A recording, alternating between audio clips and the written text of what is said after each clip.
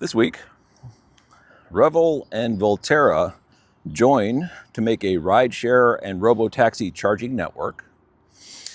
Walmart Energy announces their 10% discount is now available nationwide to Walmart Plus members. And IONNA adds to their billboard campaign with a Yeti pictured on their new one in the Pacific Northwest. Let's get into it.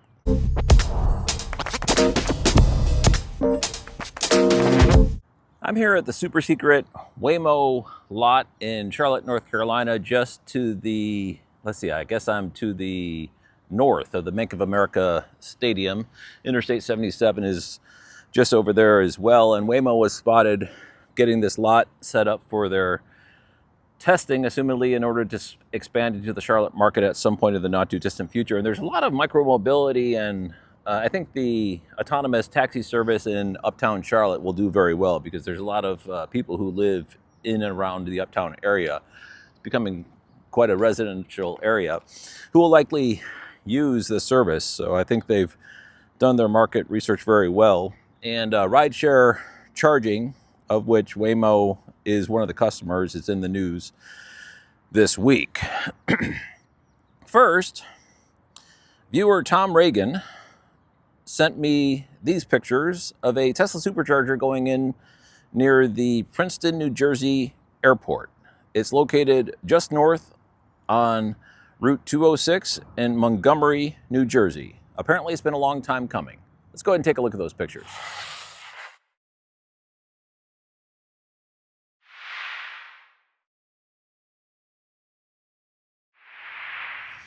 Thanks, Tom, for sending those along. It's always exciting to see viewers passing along shots of stations in their areas that they're excited about. And this one for sure fills that gap in the upper East Coast. So thanks for sending that along. First, someone by the name of Kenny T, and that's all he has as his profile name, who's apparently the director of omnichannel strategy, retail EV charging at Walmart, posted into social, I picked it up off LinkedIn, saying, Walmart's EV charging network continues to grow. With more than 50 locations now open across the U.S., Walmart Plus members can now receive 10% discount on EV charging nationwide. This is another added benefit as we continue to make charging more convenient and accessible for EV drivers. Proud to be part of the team helping create an EV charging experience customers can depend on, one that is convenient, affordable, and integrated into places they already visit every day. So, looks like Walmart is getting their sights set on the user experience and trying to use their retail muscle in order to have Walmart Plus members extended benefits for their new charging network that is, by all accounts, continuing to grow at a very rapid pace.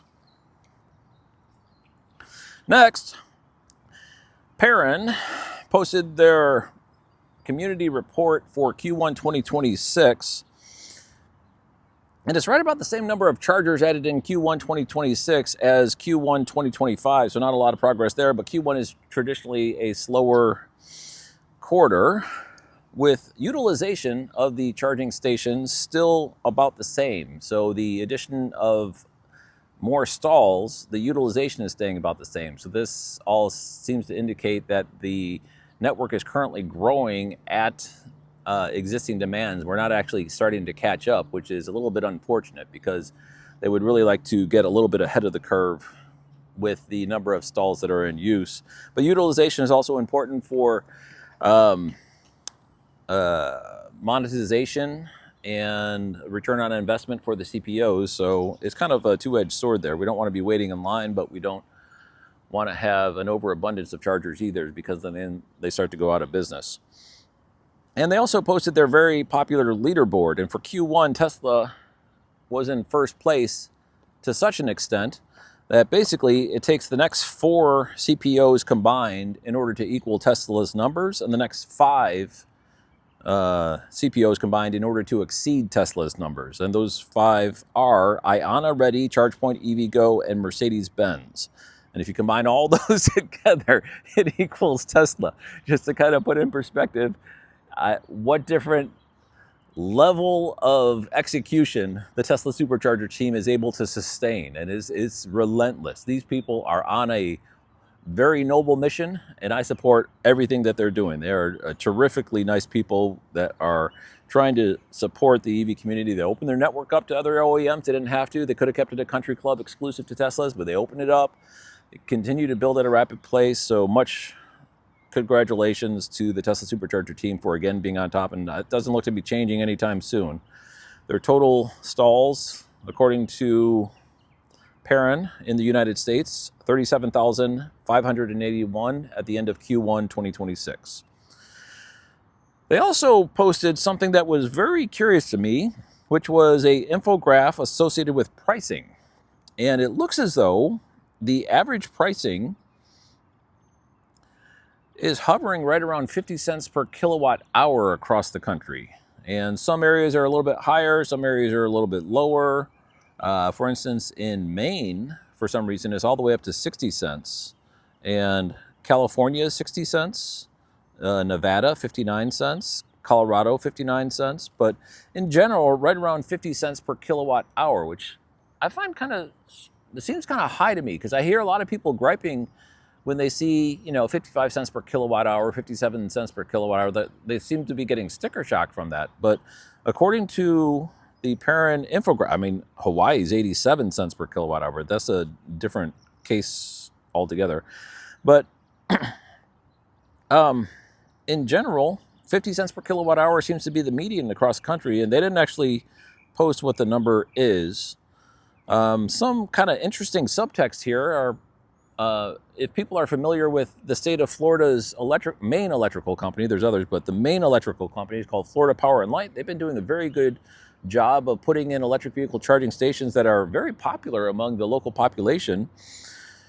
And apparently, they just saw a 14% price increase at FPL stations year over year, primarily due to losing their incentive funding, which was used to offset the energy costs at their sites. These sites saw a price hike from 30 to 45 cents on January 1st.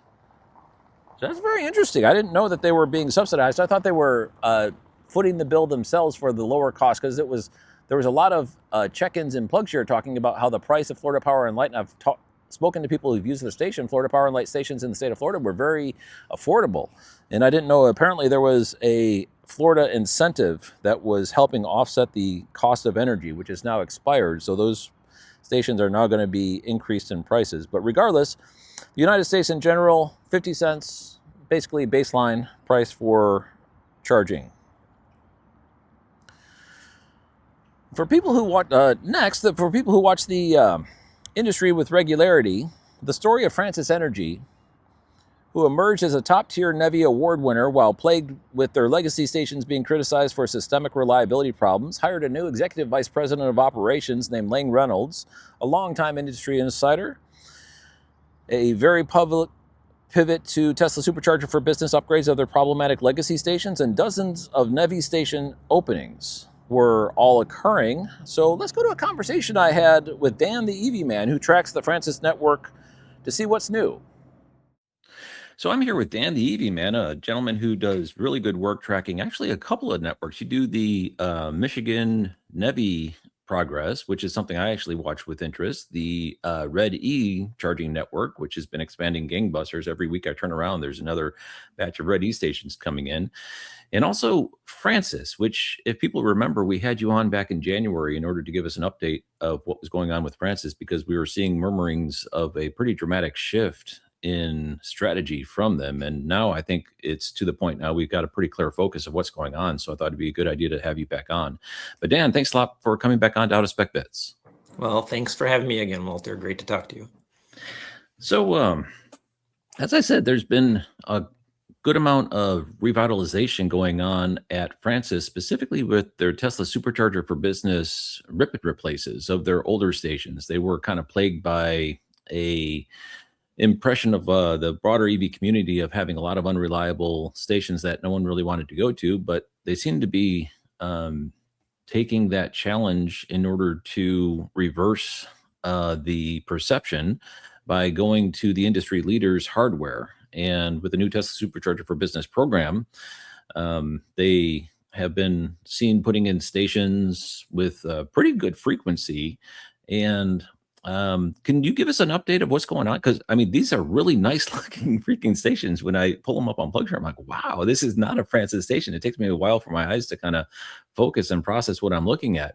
But can you give us an update of what they've done so far with Tesla Supercharger for Business rip and replaces, and what we might have left on the table for them to complete? Yeah, sure. So yeah, I mean, Francis, I think they suffered the same thing that a lot of early adopters in the EV charging space did, with a lot of early charger reliability issues, and they've kind of learned a lot in the space, being around as long as they have. And so yeah, back in January, they kind of started a project where they said they were going to replace a lot of the aging sites across Oklahoma with Supercharger for Business. So since their first site went in the middle of January till now, they now have 16 total sites that have been converted and are open. They That's like have, 2 a month or something like that. yeah, it's been an amazing fast pace. And I think I'm tracking at least one other under construction and a couple more in planning. Back in January, when they had their original kickoff meeting, they said they were targeting something in the order of 27 or 28 sites that they had in mind to do as upgrades in at least this first round. So that leaves us with, somewhere around maybe 10 or 12 more sites that we can expect across Oklahoma to pop up with Supercharger for Business upgrades. Okay, so that's like about halfway through, and I mean, I don't know for sure, but I think that would put them on the top of the heap for Tesla Supercharger for Business numbers. Tesla Supercharger for Business, I think, only has about 30 locations currently open. So if they do finish that, they would basically be the largest Tesla Supercharger for Business operator. But very impressive, and I can't imagine that the PlugShare posts are still as negative as they used to be after this change happens. It's pretty impressive work that they are doing. And speaking of which, I noticed that they hired a new executive vice president of operations, Lang Reynolds, who's a longtime industry insider, to come and spearhead the operations, which is further kind of reversing that whole trend of reliability, because he's well known to be able to operate a CPO with a good deal of uptime, and his professionalism that he brings to the CPO operations. Have you noticed anything? I mean, he's only been on a little bit, but have you noticed anything like change in culture or change in way they're working or anything since Lang has been brought on? So outside of the Supercharger for Business, which has been a major improvement for them, I think the other thing that I, from as an outsider, have been able to see has been kind of the dynamics of their pricing. They're no longer kind of a set it and forget it per site kind of organization. I'll give you a specific example. Their Nevi site in Ohio along I-75, that site kind of launched, I think, in the mid 40s, and the price started to creep up as they were kind of trying to balance utilization demand and what they were able to make from that site, to the point where I think the price got maybe even as high as the low 60 cents per kilowatt hour area. And then the new IONNA site in Lima, Ohio opened one exit north of them. And now today, their price is 38 cents per kilowatt Dang. hour at that site, which is actually undercutting the IONNA cost by a penny. So I think with his leadership, they're being very more dynamic in their pricing and looking at how they can leverage the pricing to maximize the utilization of their site. Yeah, that's right. More utilization means more money, and if you drop the price, it's a bit of a balancing act in order to get it just right. But thanks, IONNA, for helping kind of quelch a price drift in the wrong direction. So pretty cool. Yeah. So a little bit more attuned to the intricacies of station operation. As I said, I kind of feel as though that would be what he would be bringing to the table, and it looks as though that's the case. But there's more going on besides Tesla Supercharger for Business, and this is really kind of a story. And as you say, they've been around a long time, and a lot of these withstanding legacy CPOs have a difficult time with reliability just because the hardware's been in the ground so long. It's kind of aged out of its operational life cycle. But now they're going through and doing these rip and rushes with Tesla Supercharger for Business. But they're also kind of seen as one of the top NEVI award recipients. And I know NEVI is right now in a bit of a questionable state long term. There's proposals on the House floor in order to eliminate it completely, but there still seems to be some forward progress. And I think last time NEVI was attempted to be completely squashed, it just didn't get through the Senate. So who knows what the future holds. But right now, I understand that Francis is at the top of NEVI operators in the state of Kentucky. And I have seen multiple weeks where they popped in with new stations in Kentucky. So can you give us an update on what's going on with the Francis NEVI builds in Kentucky and elsewhere around the country? Yeah, sure. So I guess I'll start with the headline that based on my count, Francis is now the operator with the largest number of NEVI sites open. They're in the lead at 37 by my count. Dang. Jumping ahead of the Pilot Flying J build out, which got the early Ohio lead. Yeah, the Ohio sweep. At 33, and even ahead of the giant Tesla at 30 NEVI sites that I've been tracking. So as far as the overall nationwide NEVI build out, Francis is kind of taking the lead there. This spring, especially, Kentucky seems to have gotten everything in gear. And so Francis has been opening a station monthly for the last several months. And so I think they're at 5 or 6 sites open in Kentucky now. And they've got at least 4 more, actively under construction in that state. Similarly, they've started their initial NEVI build out for Maryland. So they've opened a couple of sites in that state. And I think they've got a couple more earmarked for starting construction there. And that story pretty much continues on any state that they've received awards in. So top of the heap for NEVI builds. It's a really amazing story, an amazing turnaround for this CPO that had kind of been beleaguered in the south central portion of the United States to kind of burst out into a national stage and also revitalize with the Tesla Supercharger for Business. So tons of things going on. Can you give us a little bit of, if you had to read the tea leaves and look into your future casting, what we might expect from Francis for the remainder of 2026? Oh, sure. So I think they have a very good opportunity to finish their Supercharger for Business build out in Oklahoma. And I think that's just going to drive additional business in their home state. Improve the image too. Yeah, I wouldn't be surprised if some of the sites that come online in the second half of this year in Supercharger for Business are true V4 sites that can support even the high voltage cars. Their NEVI nationwide build out is going to continue to roll. I think Minnesota has a big chance to hit the scene hard in the later half of the year. The Kentucky build, I think, will continue to roll, and we'll see what other states pick up. Maybe southern states like Arizona, they've got a couple sites that we could see show up. And then we've got a whole bunch of states running kind of we want to try and spend the rest of our NEVI money that have open proposals going on right now. And we're going to get a flood of those awards probably in the fall. And I expect especially some states like Texas that are running that. Yeah, round 2 Texas. Yeah, and Michigan, Wisconsin, they also are states that Francis has done NEVI sites in before. So I see lots of opportunity for additional awards to kind of have them build out their network even further afield. Well, Dan, I appreciate coming on to Out of Spec Bits. If anyone is wondering what an EV revolution looks like, this is it. We're right in the middle of it. And Francis Energy, who got a first mover advantage early on and claimed some high ground and became beleaguered as a result of aging hardware, is now in the process of revitalizing themselves. And boy, the future looks bright. Tons of things to look forward to with Francis. Anyway, Dan, much appreciated for coming on. And you were mentioning you were getting ready to do a update for this weekend for, I forgot which network was it?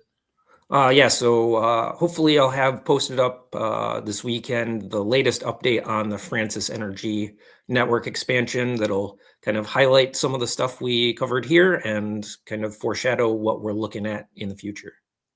Very well. And for anyone who wants to see Dan the EV Man is on YouTube, a channel of the same name. Dan, much appreciated for coming on to Out of Spec Bets. Thank you, Walter. Thanks, Dan. It's always exciting to see industry players find new paths to success. And for sure, it looks like Francis has found their footing recently, forming a pretty exciting network growing up around us nationwide. Next, IONNA continues their billboard campaign, this time in the Pacific Northwest. Let me just read the post that they posted into social. We found that billboards are a fun way to let our personality shine through. In this week's edition, Sasquatch is pointing out our Pacific Northwesterners to the Everett Rechargery off exit 192 on Interstate 5 in Washington. Have you spotted him? And there's a big picture of a Sasquatch on a billboard with IONNA charging station in the background. So they're having a ton of fun with their national billboard campaign apparently going on. Additionally, they posted into social about 3 new stations that are now under construction. The first of which is in Rockville, Maryland, 12 charging bays on Bolingbrook Parkway. Houston, Texas, which is the 4th one now under construction in Houston. There is one open in Houston already, so that'll make 5. 14 charging bays on Westheimer Road. And Newark, California, 6 charging bays on Maury School Road. So 3 new stations announced into social as now being under construction.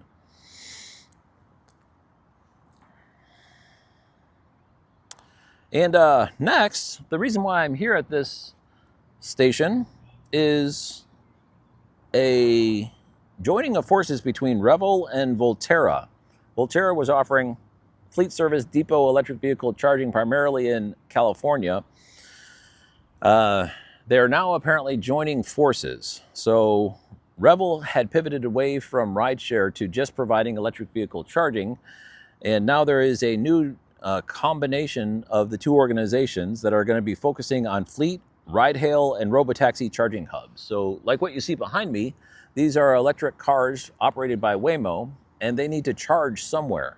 And so the thought is that what will happen in major metro areas that are prone to heavy rideshare and robotaxi services, Revel and Voltera will build a charging hub and then have contracts with the operators in order to provide recharging services. And I'm assuming other things like depot services where they clean out the cars, they refill the fluids, and then they take care of connecting the charging and then unplugging the charging when it's completed and cycling the cars through to different areas of the lot and things like that.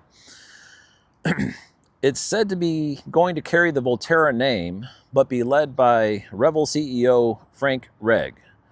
The number of 11 metro areas was mentioned and 1,000 charging stalls. So a growing trend in the electric vehicle charging industry is depot services for fleets, ride-hail, and robotaxi services. This seems to be something that is continuing to expand.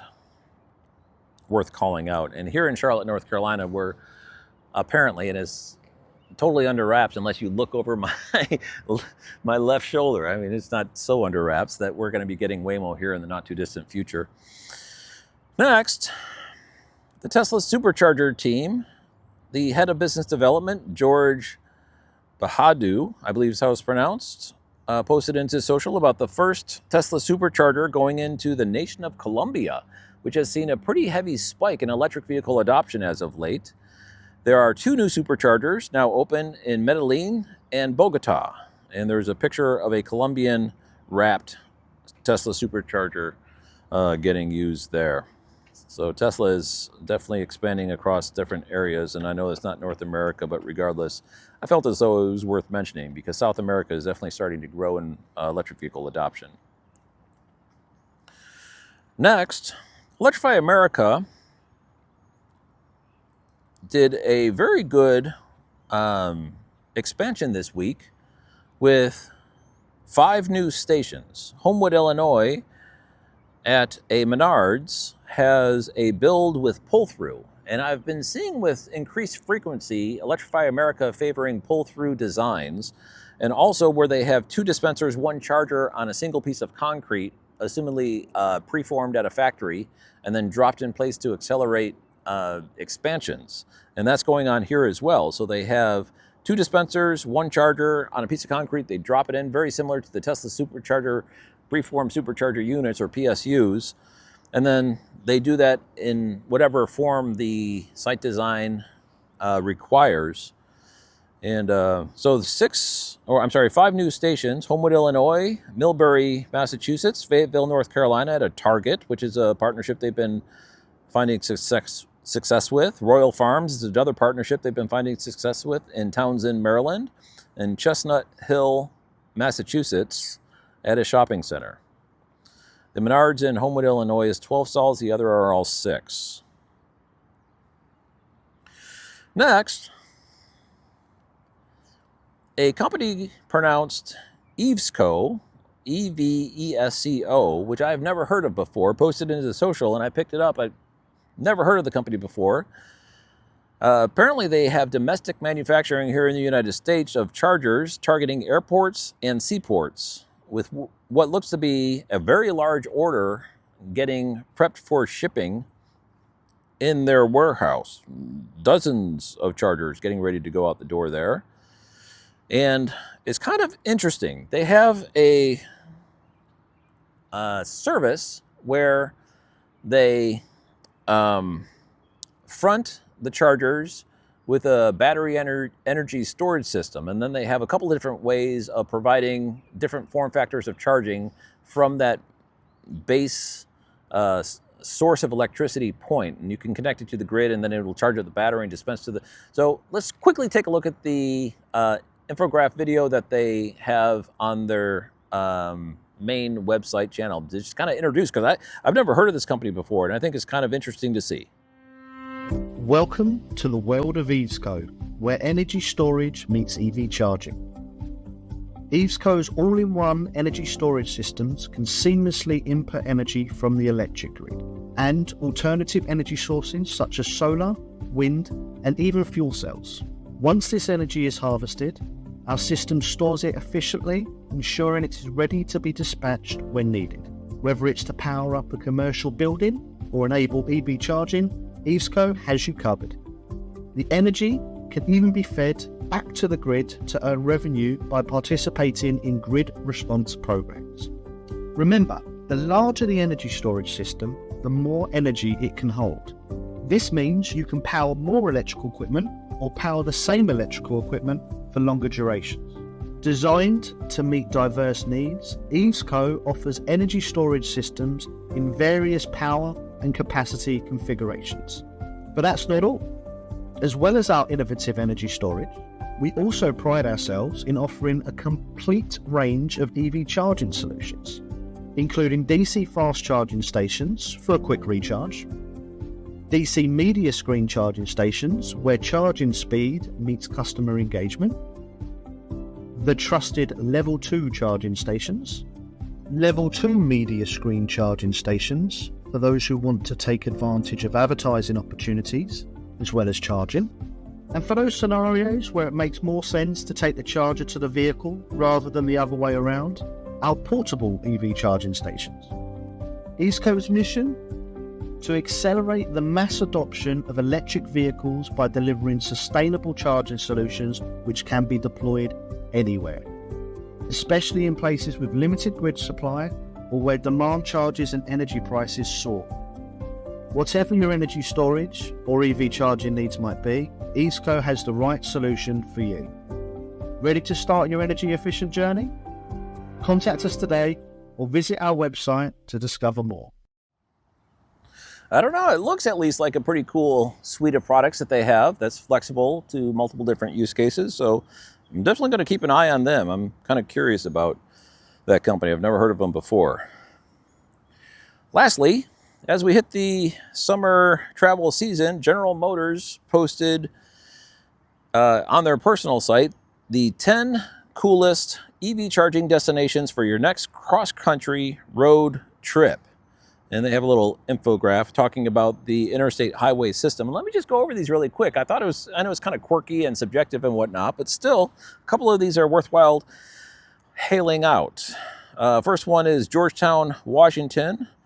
There is in historic Georgetown with its cobblestone streets, an Electrify America DC fast charger station, and good for sightseeing and a walk along the Potomac.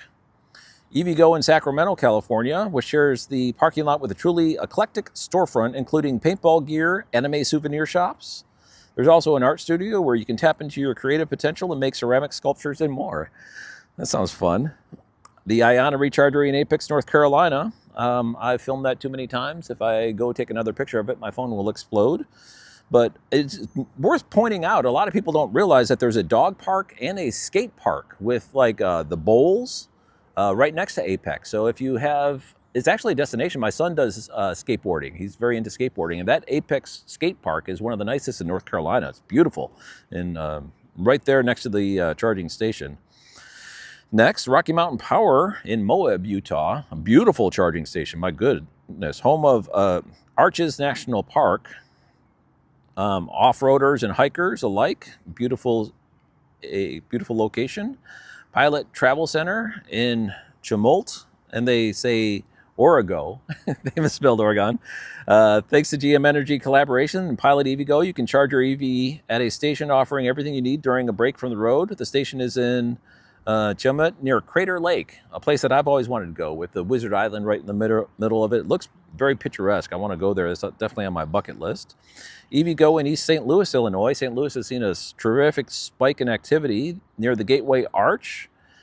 And if you're doing a cross-country road trip, that is for sure a place that you would likely find yourself. It's a really nice station. It's got a canopy and 6 stalls. IONNA at Wawa in Daytona Beach. I'm probably going to be stopping there when I go to Orlando. I might just stick to BP Pulse. I'm not sure yet, but that is a really nice station. It is right next to the historic NASCAR track, where the Daytona 500 is held. And it's at a Wawa, literally right across the street from it. It's a really nice spot. Charge point in Austin, Texas, the capital of Texas. What's so special about this one? Nearby park, walking, bike trails, not so far from bustling downtown.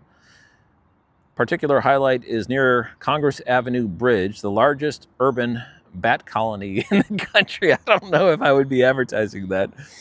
Charge point in Jackson, Wyoming. The Jackson Hole Valley Wyoming is one of America's premier ski areas, conveniently located in the town of Jackson. And lastly, EVgo in Portland, Maine, right in the heart of New England's most charming cities. This fast charger is perfectly located near museums, coffee shops, and some of the best places to get lobster roll. It's in the Northeast at its finest. Thanks for watching.